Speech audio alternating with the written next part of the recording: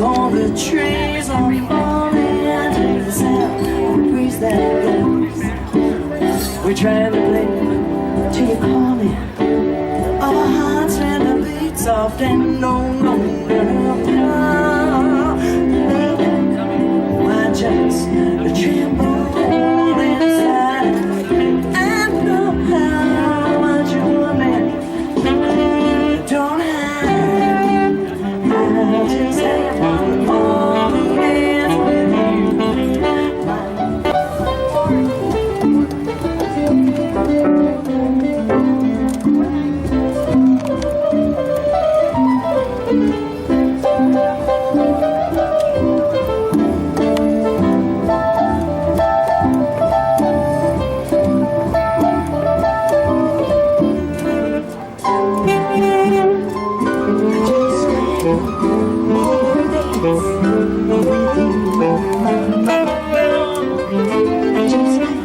Some more romance with you.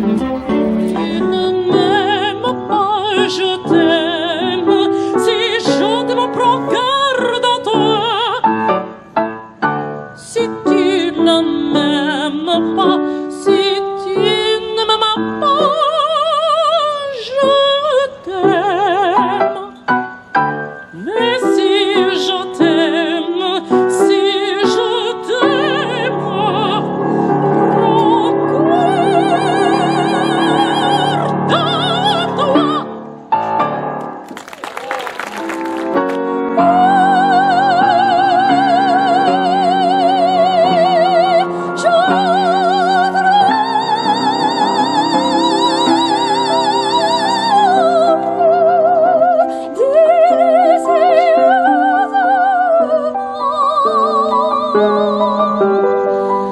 Au souvenir charmant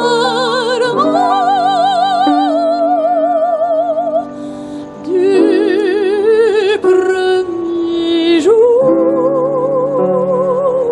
d'amour.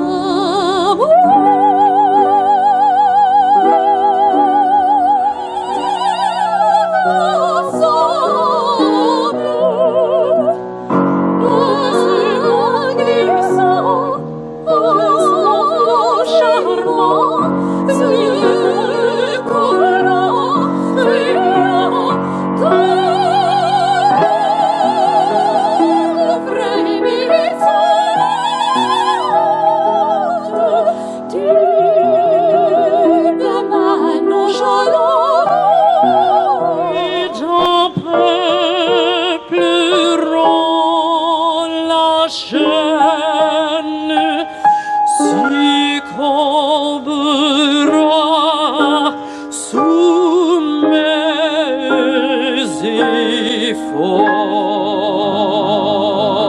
efforts.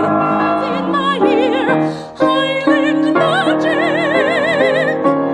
Only you, my darling, could weave it, and I never ever will leave it.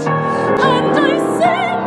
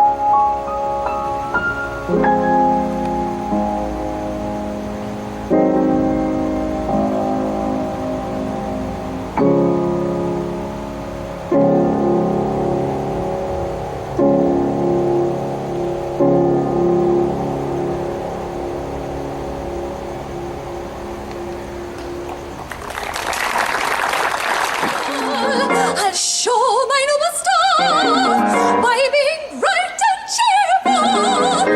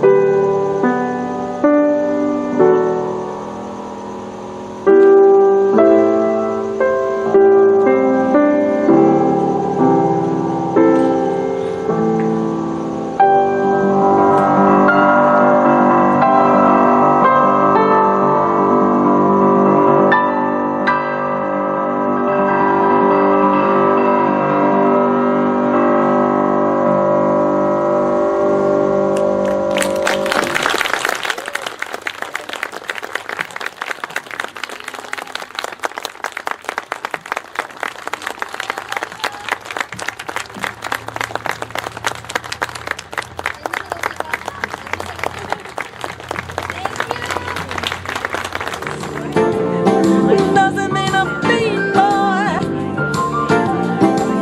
if it hasn't got that ability to swing boys. On saxophone, Mr. Douglas Desmond.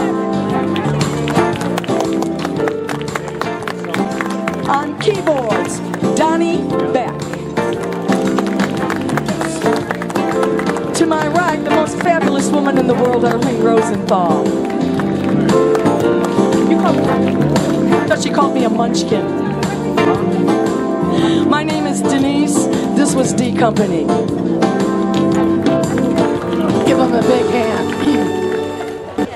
Now about what this night is about, and that is recognizing Barbara and Jerry. And I hope that we can do this before Senator Boxer leaves, because she has to be gone very, very, very early in the morning. And we'll go in one straight. Can we ask Barbara and Jerry to come up here? Can you make your way to the stage? I know, Tim Townsley, you said you'd rather sit at your table, but if you would like to come up here, that would be great. If not, I can wing it for you. As I said, we've been doing Opera Under the Stars for 7 years. The first year we honored the late and great Jackie Lee Houston, and she set the bar. We've honored wonderful individuals. Peter and Judy received the award 3 years ago. We had Palm Springs Life for all the support of music.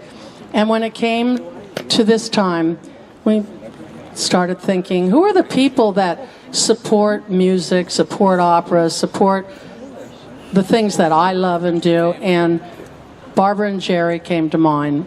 Of course, everybody knows that this couple supports almost anything, and I don't know how they do. If you come to them and you say, I need a bus for children, Barbara writes the check. Jerry, what are you doing? I mean, you know, it's amazing.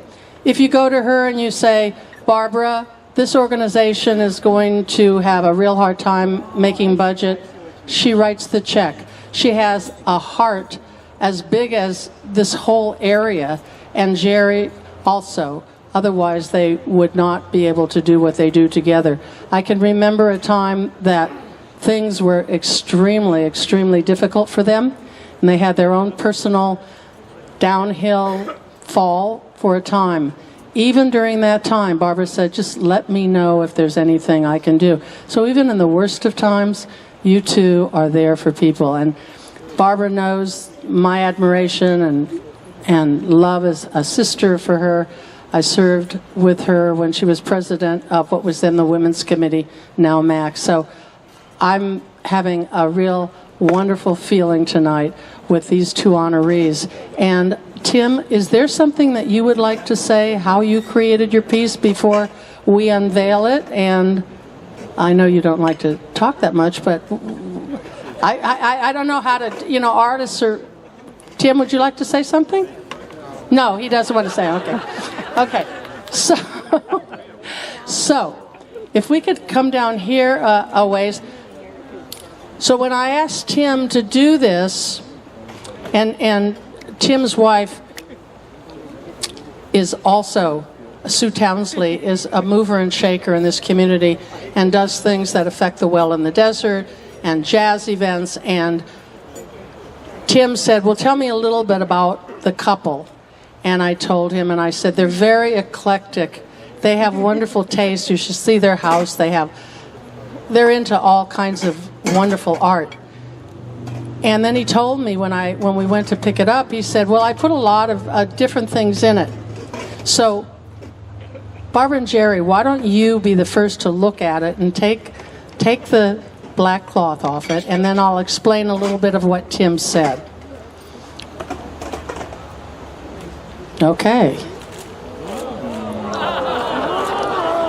So Tim, who's painted everything, wanted to be a bit mirthful. You like that? You love it. I'm so happy. I knew you would. And Tim, you said you took Australia because of the Opera House, and you painted the Opera House. And then you did representative of opera theater in general. And then you love Madame Butterfly, so you painted her here. He's a big Puccini fan. So, and then of course he has Mickey Mouse conducting the whole thing. Would you like me to say anything else about it? No.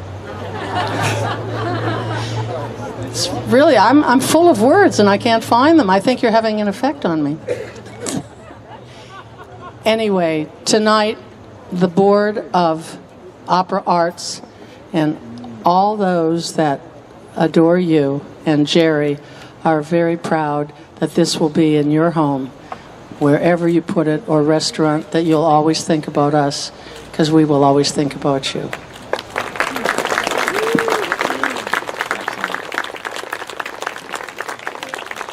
Believe me, we will find a place of honor. It's just wonderful, beautiful. Thank you so much. And thank you, Arlene. And those lights are really bright. One thing about Arlene.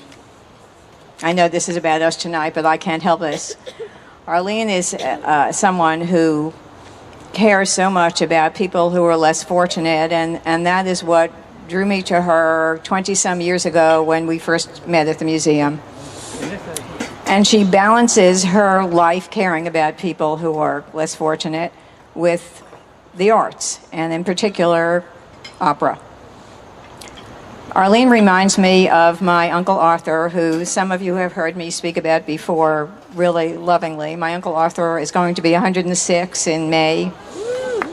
He is 2 years older than my dad, who will be 104 the next day, May 15th and 16th. And Uncle Arthur always took care of people who were less fortunate.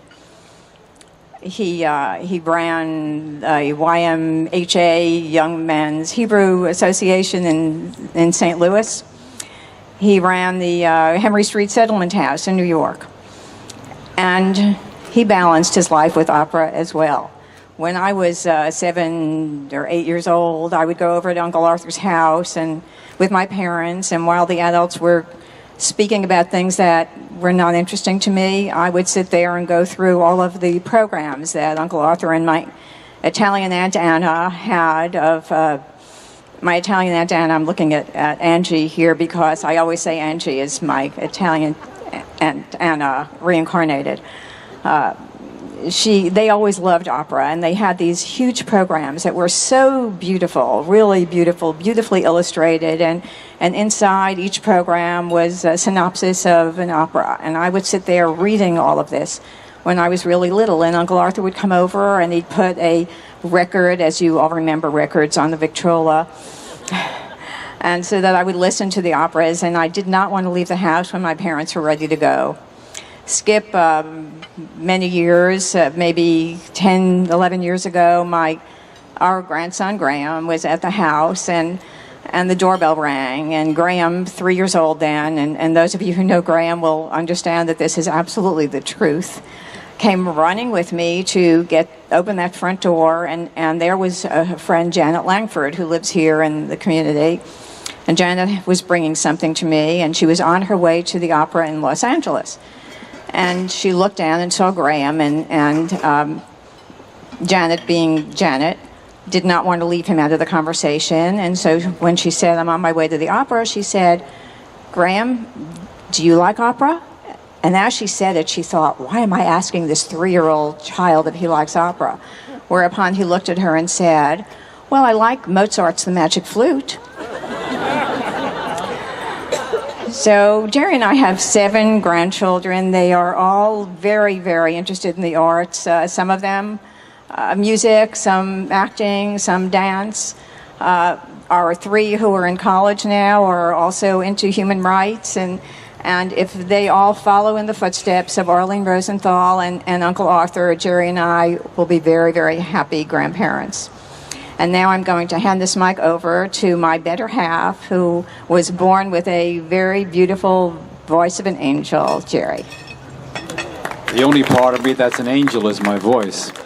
However, there's a show business adage that says you never want to follow a kid's act, and even more so, you never want to follow Barbara Keller. However, tonight, I'm happy to, because she really said everything I would want to say about this whole valley and how generous so many people are and so decent and kind, and it's such a great place to live. I must tell you, we wake up every day smiling because we feel so much love in this valley, and it's just a great place to be. And Arlene, I got to tell you something. I think you are the most dedicated, hard-working, giving of yourself person I know who does charity work. Yes. And she is a shining example of how one person can make so many people in need make their lives so much better. We are really proud to be your friend. So thank you very much for the award, and thank you very much for this night. And thank you, everybody, for coming.